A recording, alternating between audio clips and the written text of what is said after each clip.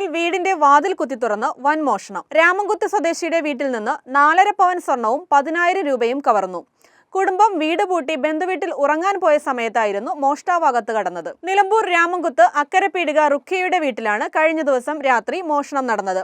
നമ്മൾ ഇവിടുന്ന് 10 മണിയാവണതിൻ്റെ മുൻപായിട്ട് ആ വീട്ടിലേക്ക് പോയതാണ്. എൻ്റെ മരുമോള് വാതിലൊക്കെ പൂട്ടി അങ്ങോട്ട് ഞങ്ങൾ പോയി. ഇങ്ങാണ്ട് ഒരു 11 മണിയൊക്കെയാണ് കടന്നപ്പോൾ എനിക്ക് ഭയങ്കര ക്ഷീണം.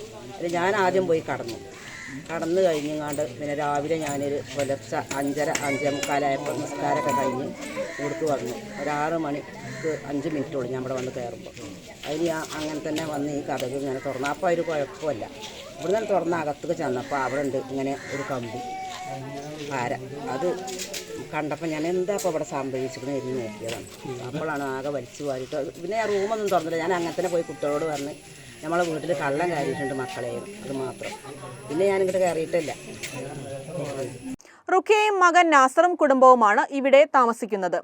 നാസർ മൈസൂരിലേക്ക് പോയതിനാൽ റുഖിയയും മരുമകളും കുട്ടികളും രാത്രി 9:45 വീട് പൂട്ടി തൊട്ടടുത്തുള്ള മകളുടെ വീട്ടിലേക്ക് ഉറങ്ങാൻ പോവുകയായിരുന്നു. മുൻവാതിൽ താഴിട്ട് പൂട്ടുകയും അടുക്കളവാതിൽ അകത്തുനിന്ന് കുറ്റിയിടുകയും ചെയ്തിരുന്നു. എന്നാൽ രാവിലെ 6 മണിയോടെ റുഖിയ തിരിച്ചെത്തി വാതിൽ തുറന്ന് അകത്ത് കയറിയപ്പോഴാണ് മോഷണ വിവരം അറിയുന്നത്.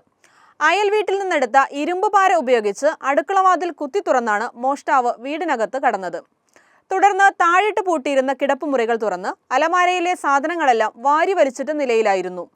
2.5 പവന്റെ മാലയും വളയും ഉൾപ്പെടെ ആകെ 4.5 പവൻ സ്വർണവും 10,000 രൂപയുമാണ് ഇവിടെ നിന്ന് നഷ്ടപ്പെട്ടത്. വിവരമറിയിച്ചതിനെ തുടർന്ന് നിലമ്പൂർ പോലീസ് സ്ഥലത്തെത്തി കേസെടുത്തു.